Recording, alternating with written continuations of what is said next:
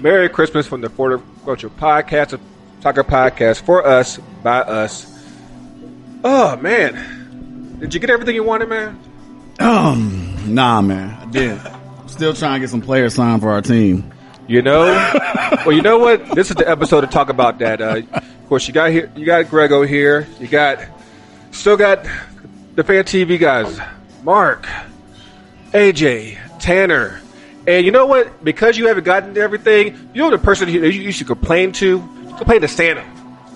Santa United. I'm right here for it. You tell me what you need. We're going to do our best to get it for you. Welcome to the show, man. How y'all doing today, man? Oh, man. So who's sitting on Santa's lap first? That's all you, man.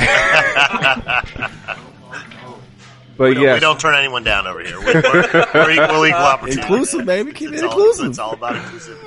But exactly right. But yeah, man, we are still here at Camelli's. Shout out to them for housing us tonight for this good episode.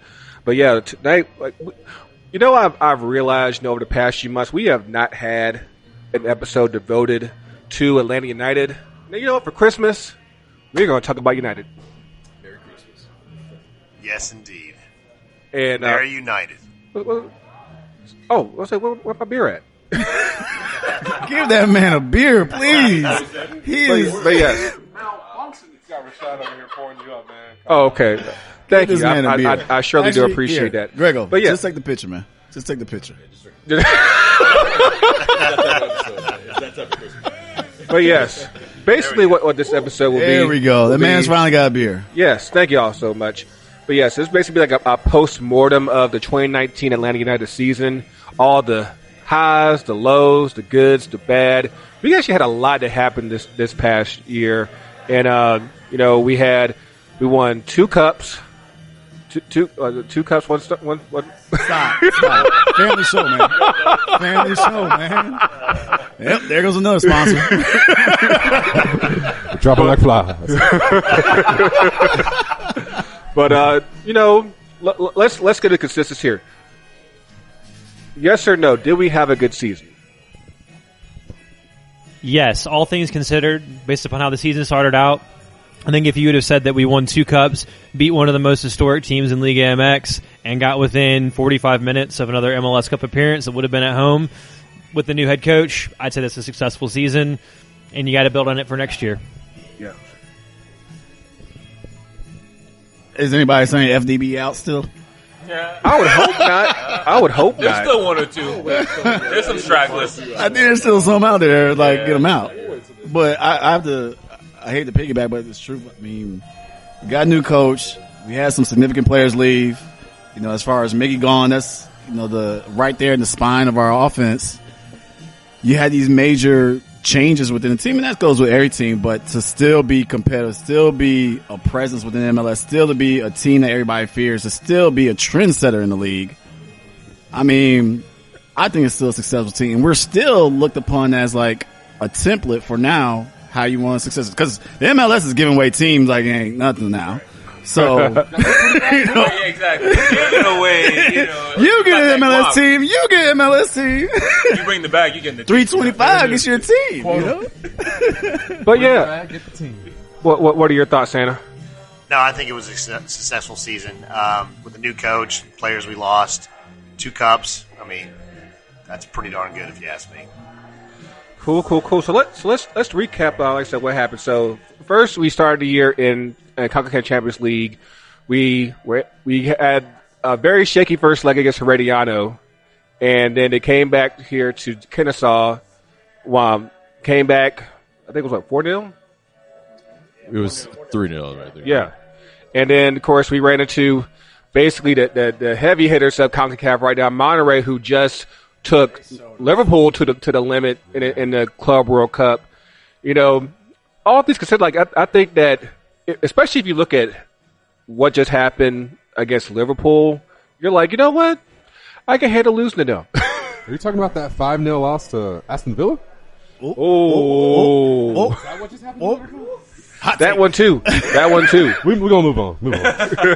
No, but I mean, like, that Monterrey game, I mean, we definitely saw, like, grown ass men.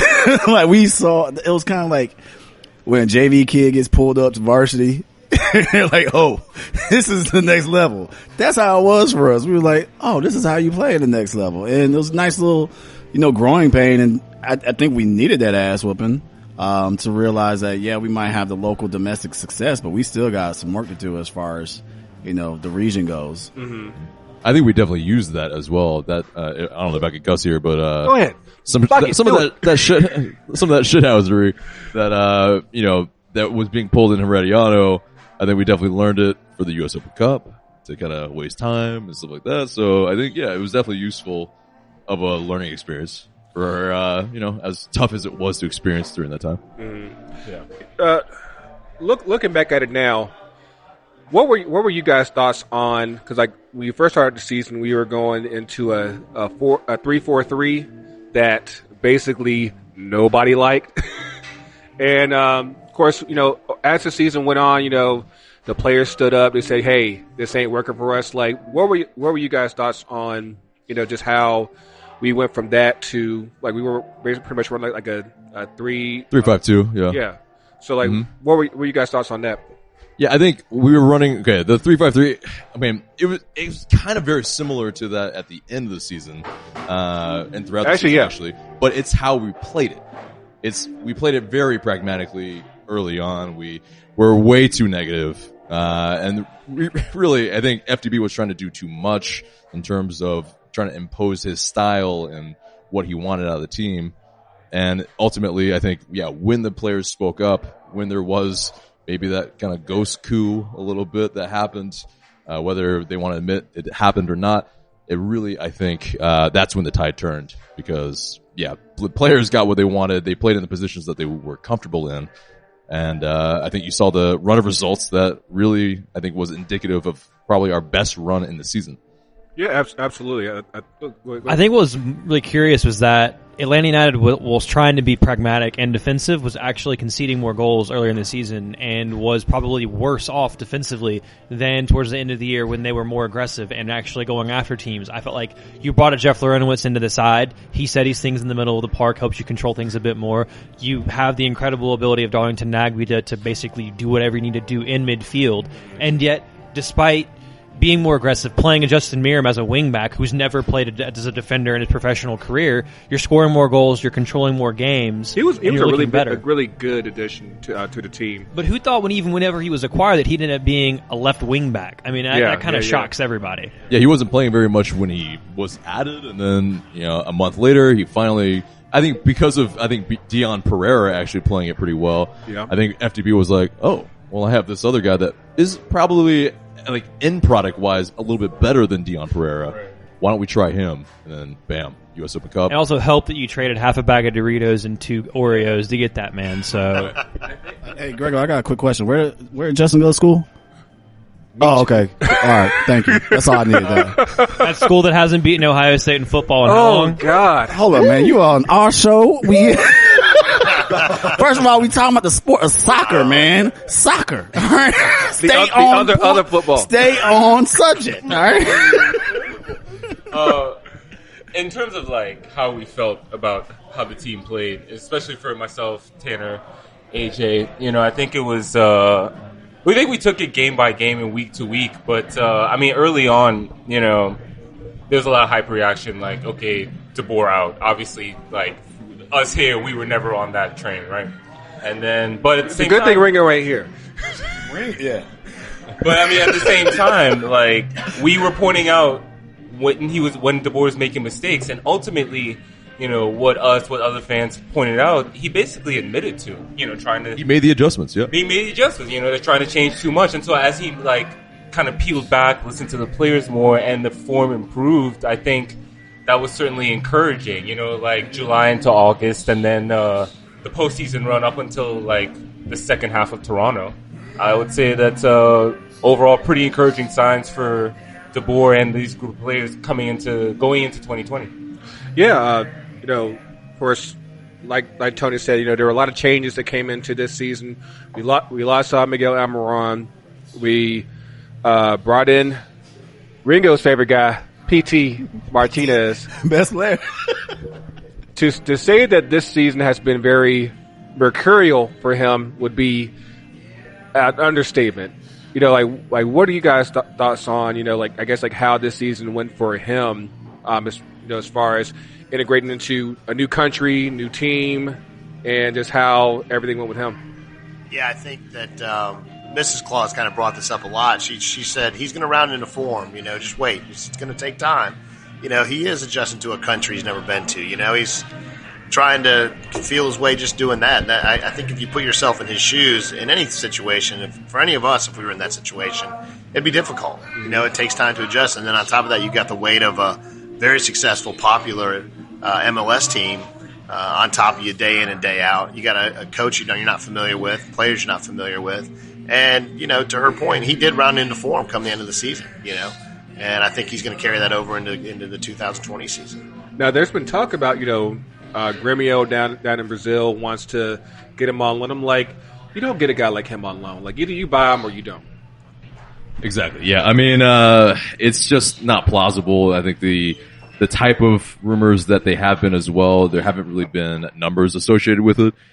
It's just right now it's very early days on those type of rumors, I think, as well. And it's just implausible that we would move him in January at all when we have a CCO run to really worry about. It's just, I mean, as long as, and we kind of mentioned this on our podcast the other day, like Atlanta United are really known for transfer sagas. Yeah. If we move Pity Martinez, more so than most, yeah. Yeah, I think so. Pity Martinez, I mean, it would take another saga to get a player in, right? And so getting a player in, we just don't have time. There's just not enough time in that frame to make that happen. So, yeah, I don't see him going.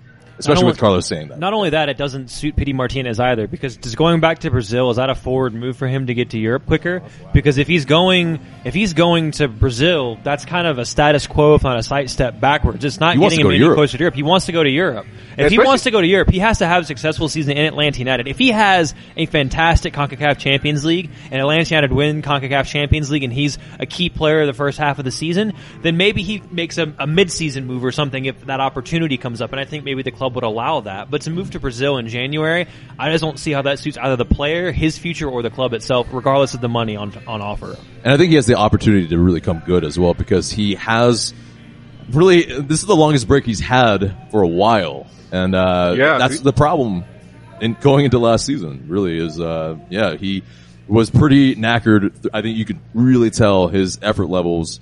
It was because of some level of fatigue throughout the months of playing. Yeah, because he went straight from Club World Cup last year with River Plate, going from there, jumping in with us. We had to go right into CCLO training, and basically you're running up until November.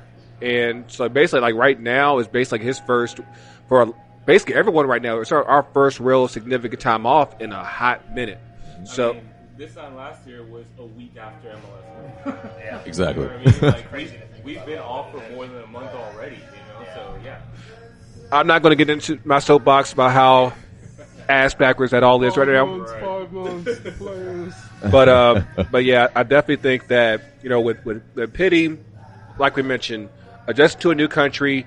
There's a lot of South Americans who, obviously they're either jumping from North America over to Europe, and you have some who just don't work out, and it's like, hey, I'm just more comfortable being home. And I think that for him, if his aim is, like I said, to go to Europe, you got to make this work, because like if you can't handle going to North America, you're probably not going to work in Europe either. And I'm hoping that just like, hey, just what I've noticed, especially with United, is that you look at Josef, Miggy, Barco, everyone's had a good second year, and I'm like, if you just stay here and just stay the course, I'm almost positive. And of course, he was already showing it at the end of this past season that he was catching on, and I'm like, just stay your ass right here. Yeah, you'll be all right. Of course, there's the counter argument of like players like Yamil Assad coming in and performing from year one, that type of thing as well. But different players are different guys, different acclimation periods. But I wanted to put that in there because I think someone's gonna tell you in your comments. Do we still want to Yamil Assad? Like, are people still asking for him? I'm like, can we let that one go, please? I know, right? But no. That squad looking thin, man. I sent the link to our current squad. I'll take you, man. But no, go ahead. I got a quick question. Are y'all concerned about the South American connect that we used to have with Tata, and now that FDB and it doesn't really have those as strong of a ties? Yeah. What's that? We already established a replacement. Who? Aberdeen. Yeah. With that, we basically bought the Scottish club. That's what I'm saying. Like, there's going to be more of a Euro contact than a South American contact, because I did like when Tata was here. It was like we were definitely getting that South American appeal. Yeah. Right. And I felt like the person who was going to come in next, like if they could continue that. Obviously, I don't think that's going to go down the way. Yeah, I mean, well, okay, so Carlos Bocanegra still is a Spanish-speaking guy. I mean, that hasn't changed. So, I mean, I think he still, is a contingent that can, still bring in players from there. Jack Collison, who came from West Ham, he's our, kind of guy as well. Or not Jack Collison, sorry. I'm thinking of somebody else. Anyway, but there have been guys brought in for, scouting. Jonathan Spector? Well, he's Spector. Yeah, exactly. Sorry. I appreciate that. But yeah, so, in terms of looking at the South American market, he's still apparently willing to do that. But I mean, still, he's an English speaker, so he probably will gravitate towards the Great Britain and all that. So yeah, I mean, it is a little bit of a conundrum if it's going to continue. We'll see. I think I'm trying to be positive in the aspect of, as MLS continues to expand like crazy, everyone knows now, having looked at the Atlanta United model, and now LAFC seems to be going after every Uruguayan left and right that they can get their hands on. It's going to be looked at, and it's going to be picked through, and it's going to be harder to get your South American talent like we were before. It's going to be harder to go in because you'll be competing against other MLS clubs. I think Atlanta United is still going to look and try to see if they can get the best talent they can out of South America, but the idea of them trying to look abroad and expanding their scouting network to Europe, not a lot of MLS teams are doing that or have the scouting network that Atlanta United is having. If we are able to put our tentacles in every single part of the world to try to find those good players, you're going to be a step ahead of everybody else. And being wholly reliant on one continent for your style of play and for your players, that kind of handicaps you a little bit. I think the pipeline for South America just in general is just open for MLS. And so I don't think that necessarily it's going to be shut down completely. I think that people who expect more European kids to come over here, I don't think that's going to be correct, because you don't really see too many European kids coming over here. They stay right where they are. Of course, you can go to, if it doesn't work in England, you can go to Germany. If it doesn't work in Germany, you can go to France. You can a lot come for college. Yeah, true. A ton come for college. And that's like that might be the pipeline that way. But as far as just people who were just unattached from their home club, I don't see that part happening.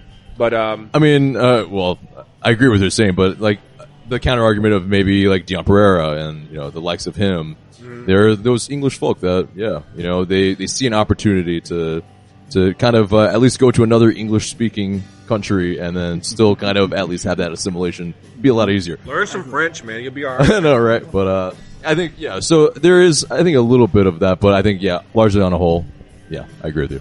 But one person I did want to make note of while we were doing the show was Miles Robinson. Of course, he was a 2017 drafted. Of course, he was drafted before Gressel.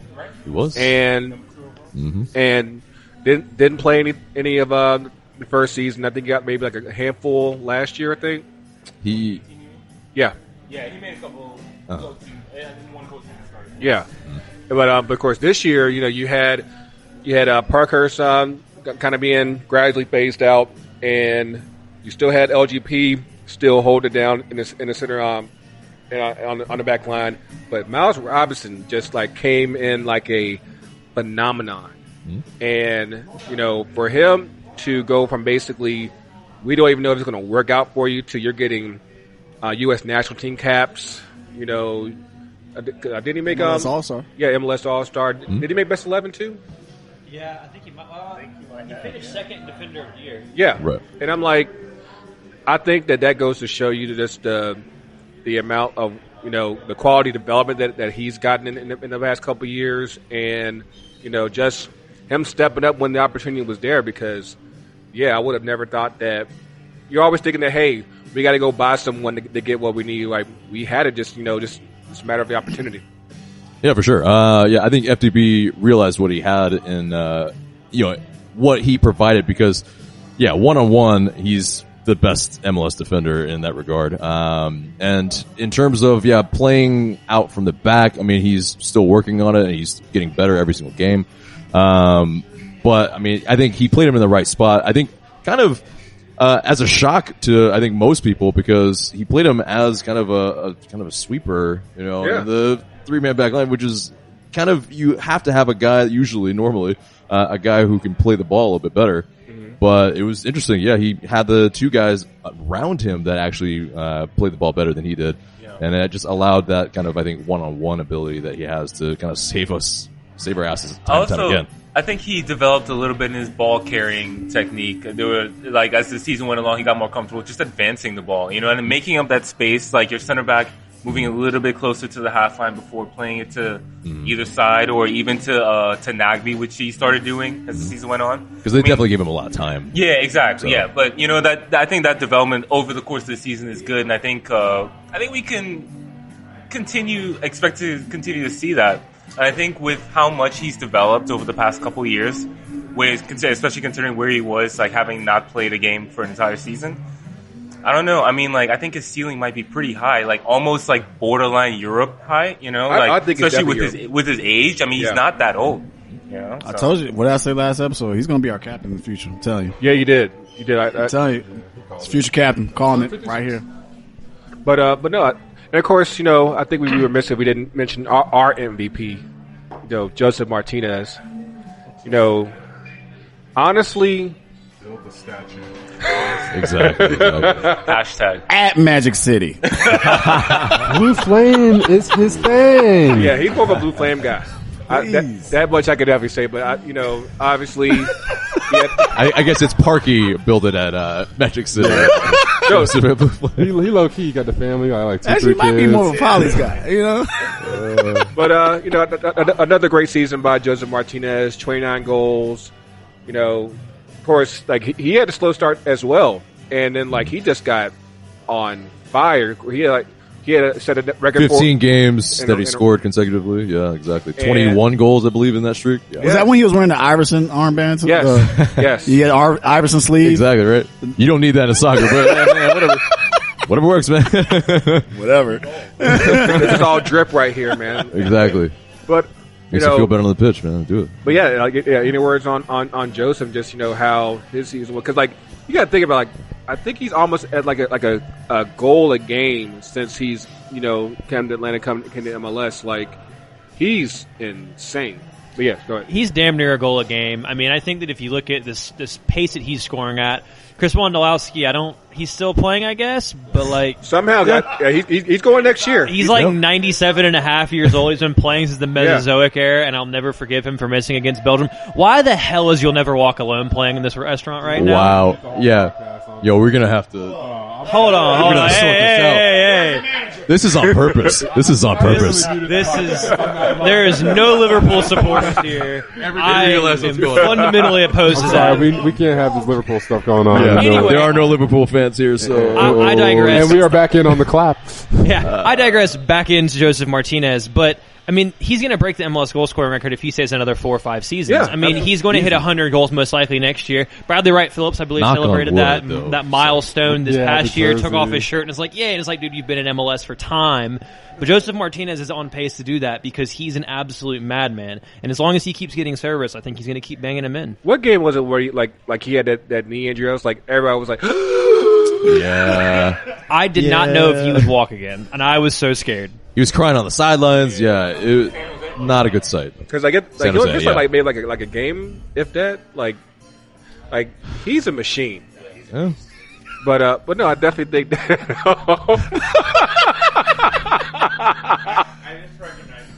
Oh, okay. Yo, there we go. We have the staff. They're appreciate all the they're sticking it in our ribs now. Yeah.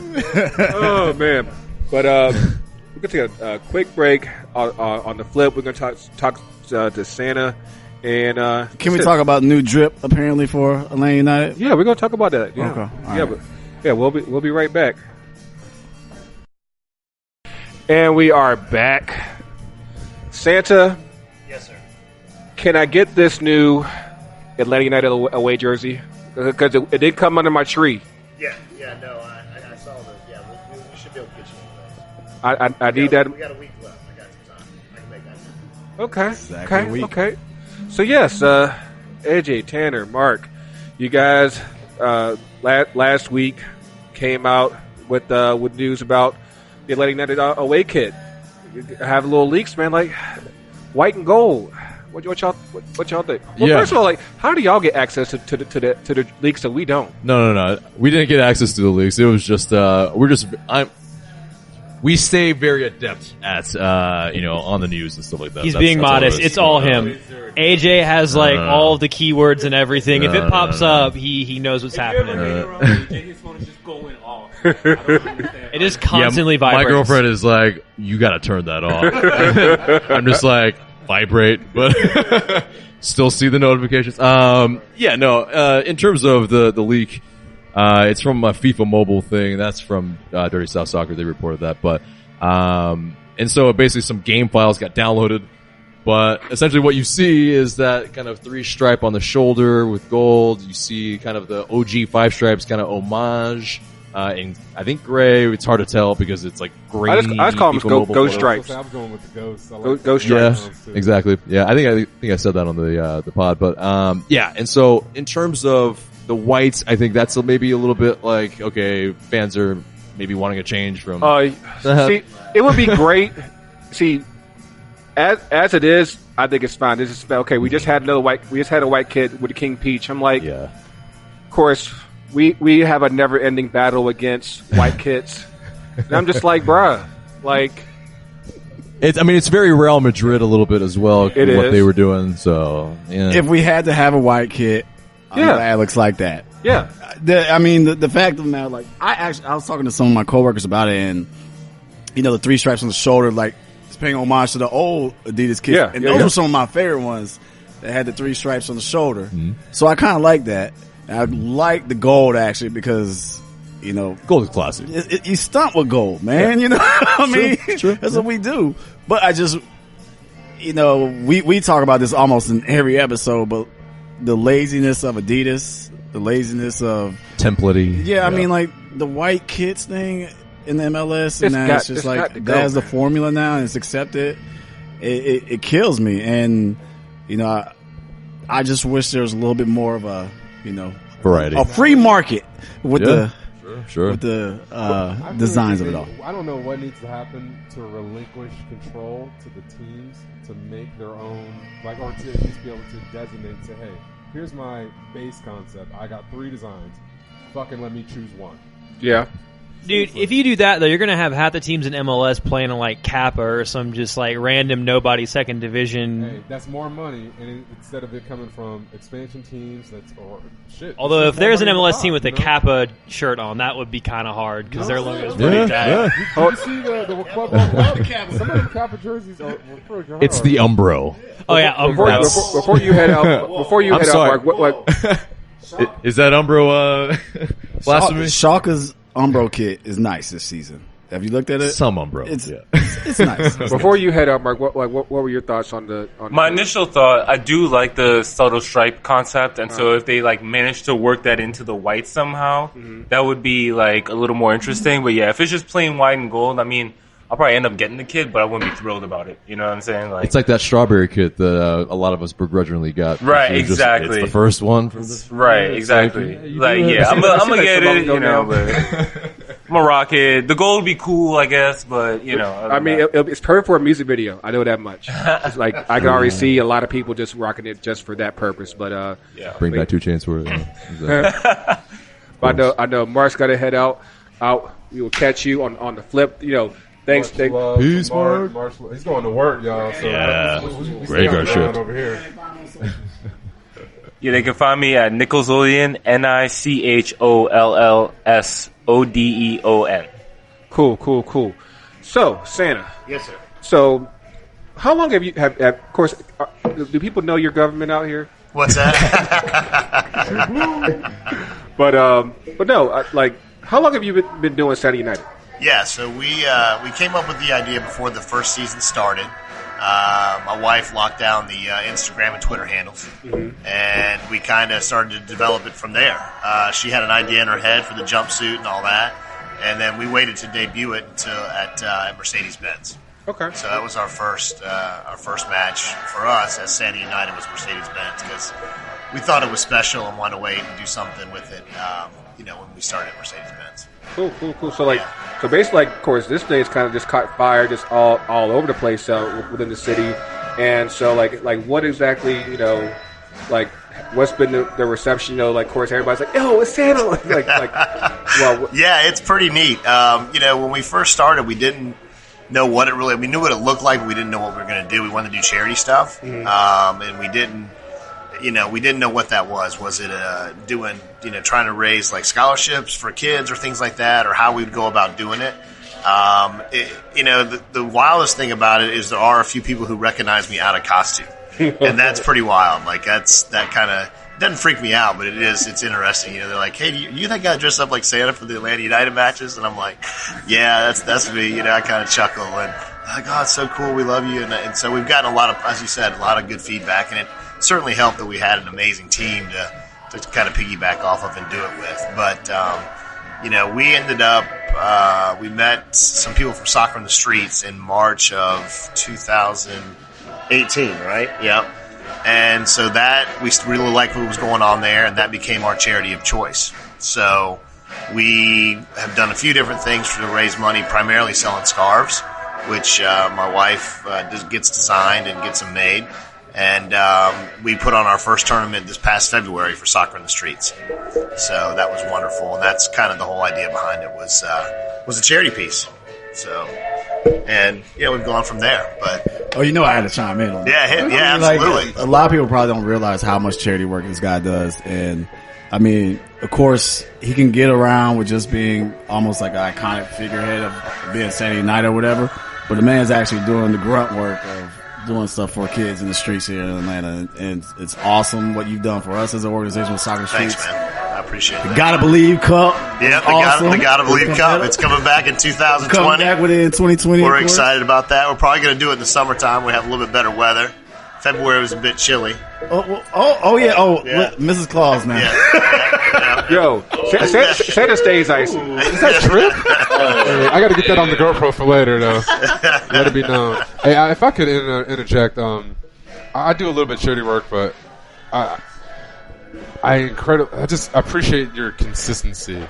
Like, thank you. I didn't know anything. I'm learning as you guys are talking about it now. But from someone who's like involved with kids and seeing how like the effect of charities actually impacts children, it means a lot to me on a personal level and a global level. So I just appreciate the dedication. I want to just say publicly thank you. Thank you. Well, thanks for the you guys do. Yeah, for sure. No, I want to make sure that everyone realizes that Martha, my wife,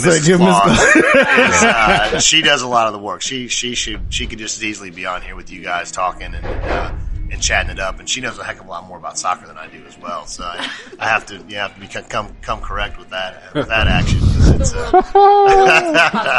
I don't want to. Great woman behind every great man. I'm just a smiling guy that doesn't meet a stranger and all that good stuff. So I got a question to ask. Yep. You've had a lot of kids sitting on your lap lately, of course. Yep. Have you had any kid pee on you? I've not had that. The most interesting thing we've had yet was actually we did Reynoldstown Neighbor Need Santa last weekend. Then one of the kids, his defense mechanism when he gets scared, he acted like a dog, and he literally was on all fours, just running around in this community center over in Reynoldstown. Like a dog, and so we ended up getting down on the ground to get pictures with him as me kind of being a dog as well. And that kind of has that's topped them all so far. I haven't had anything outside of the occasional fan at the stadium who wants to sit on my lap, who you wouldn't think would want to sit on your lap. I've got a few. You're a big boy here. You're a big boy. I've had some something, but maybe borderline inappropriate. Some ladies that have maybe been a little scantily clad, that kind of stuff, wanting to sit on my lap for pictures. So, you try not to turn anyone down.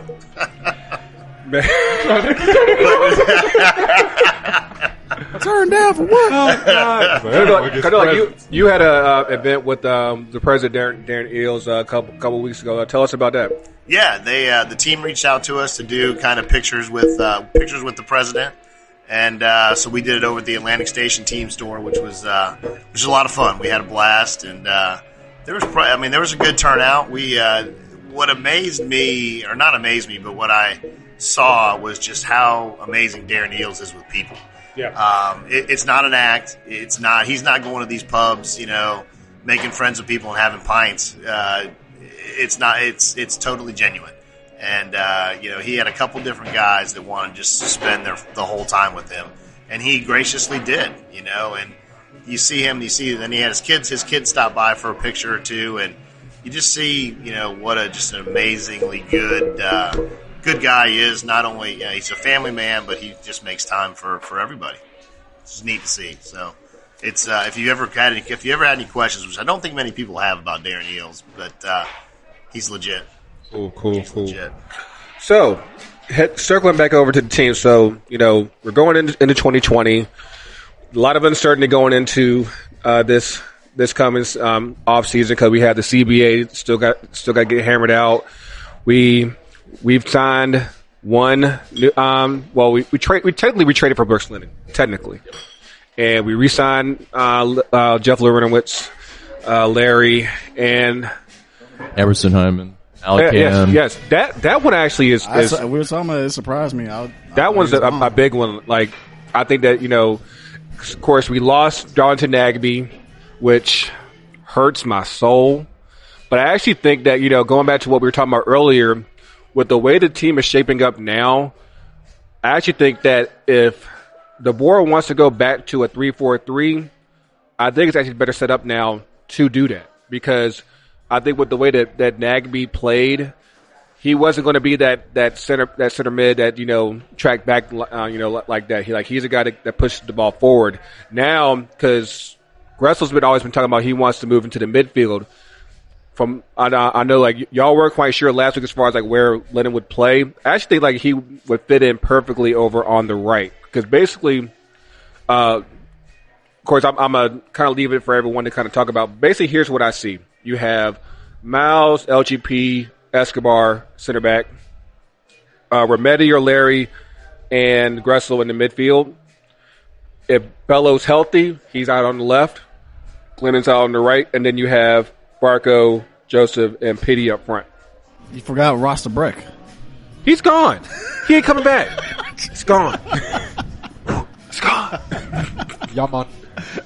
But yes, how do y'all see the 11 shaping up for next season? Yeah, I actually don't think that Frank de Boer actually wanted to play 3-4-3 at the beginning of the season because initially he wanted Franco Escobar to be healthy and be his right back. And then George Bello looked like the heir apparent to Greg Garza at left back. But then, that whole thing happened where, everybody gets injured. And, so he kind of had to make shift. And it really, it didn't look good, obviously, from, what we talked about earlier. But in terms of this upcoming season, that's where the bare bones, what you were talking about. In terms of 3-5-2, I think that's really where it's more geared towards. And I think, if George Bello can, really acclimate himself as a left wing back, maybe. I think still it's a little bit too early days. I don't think Gressel maybe has the touch still good enough, to be that guy that orchestrates things, is that engine room essentially for the team. His best position still is right wing back, I think. It's Emerson Hyman to really, try to replicate a little bit. And then maybe we bring somebody else in as well to kind of supplant kind of all of that production that Nagbe really brought. I agree with your center backs. And Barco, Pity, Joseph, of course. They're up top. They're doing stuff. Here's my big thing. If you're playing 3-5-2, right now, you've got 4 players on your team that can play center back, and one of them has never played an MLS minute. So if you're planning on playing 3 at the back, you're bringing in at least 2 center backs, because you lost 2 after this past season. You lost Flo Pogba and you lost Michael Parkhurst. Congrats on getting married, by the way, Flo Pogba. Yeah, are we planning on playing Jeff Lewin as a center back? Because we've seen how that goes. It usually doesn't go that well. He's your best in the middle of the park. So unless the team's planning on bringing in some more central defenders, I don't see how you're playing a 3 at the back system, because you have absolutely no depth there. Which makes me think, if they're not, I mean, obviously there's still time to bring players in there, but if they're not bringing anybody else in, my gut feeling is they have to be playing 4 at the back, because you don't have the depth to play 3, especially playing 2 matches a week in the CONCACAF Champions League and the league at the beginning of the year. You have to rotate. So then if you're playing 4 at the back system, where's Julian Gressel fitting in? And the only place for me in that system is going to be in midfield, like Grego said. Yeah, and it could be, but yeah. What you got? I'm still worried about up top. I mean, we're an injury away for not having really a scorer up top. Now that Brandon's gone, we really don't have, like, who's going to be his backup? Like I told you a few weeks ago, get Lagos to come back, man. Hey, man, I don't know. He could be part of the setup, but and to rely on that, he's a winger. You definitely need more depth up front, especially just for the fact that for those couple weeks that Josef wasn't there, it was like, dude, we were struggling. We were like, oh shit, how are we gonna score? Yep. And that's going to leave a lot. That's my concern. I think the defense will be able to piece that together. I think I'm actually worried about attacking prowess. I think the lucky part about it is that we still have the core and the spine is still intact. That, you know, we really just have to work out the depth in the team, and maybe a really starting level left back or left wing back. That's really the other part. And if George Bello can be relied on, great, but it's still an unknown. And so going into the season is, you want to have some sort of reliable backup in that position. So what I'm hearing is we need a lot. So Santa, what are you bringing us? Exactly. Because we got a long Christmas list. The sack is got to be real big. Hold on, here's what I got. So, you know, of course, we already got what we sort of wanted for Christmas. Like, so what do you want for Christmas for United for going into next year? It was a pretty long wish list we just went down. Pretty much, what we were just talking about, I think, in terms of all that. I think a lot of people are pining for Julian Gressel to get a new contract. I am there, but I think it's also what position he's going to play. So that's important. And so, I mean, right now, as it's going, it's not particularly the most positive in that regard about Julian Gressel and the team in terms of signing. But hopefully it changes. Hopefully it does a 180 and, you know, it's happy days once he signs.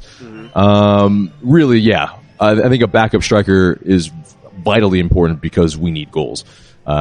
Relying on Josef Martinez it's a lot. It's a lot on them. I want Santa to bring me a left back because we need a starting left back. I don't think George Bello is ready. And I think if you have a starting left back, at least you have a full starting 11 that you can field.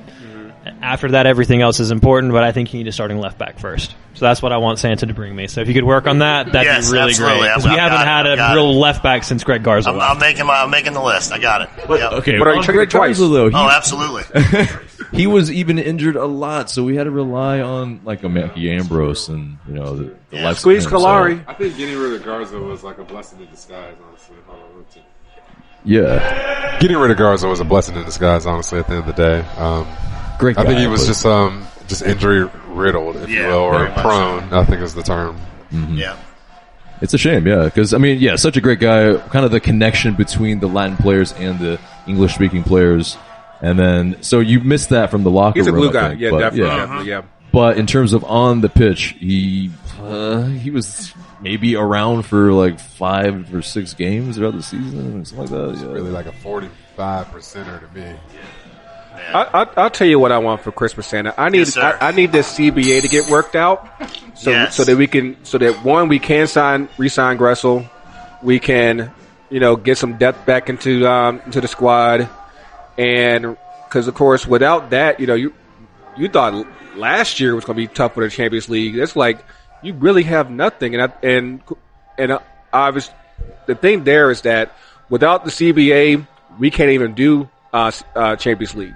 So you really have to work things out sooner rather than later, so that way those teams who are in Champions League can, get to training, get to working, and, hopefully have some bit of a leg to stand on, because without that, all those teams that are in Champions League are going to be, behind the 8 ball, probably going to get smoked real quickly, and it's going to be really unfortunate. And, hopefully with the CBA, it allows players to,